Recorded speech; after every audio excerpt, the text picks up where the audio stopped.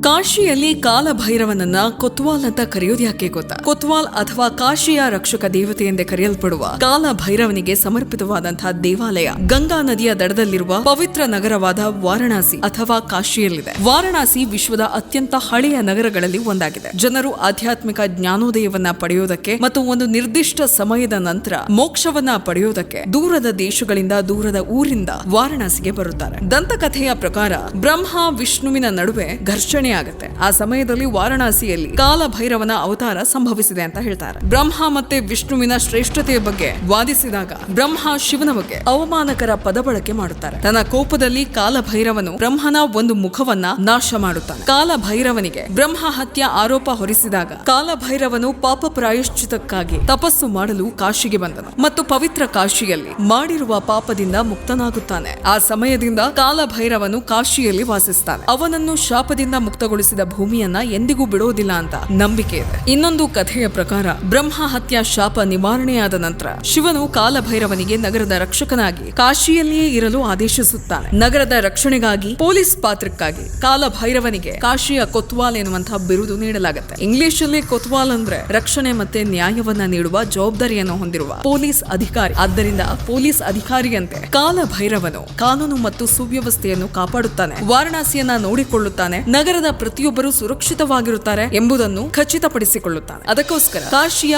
Police ಠಾಣೆಗಳಲ್ಲಿ ಒಂದು ಆಸನವನ್ನು ಕಾಲಭೈರವನಿಗೆ ಮೀಸಲಾಗಿರುತ್ತದೆ.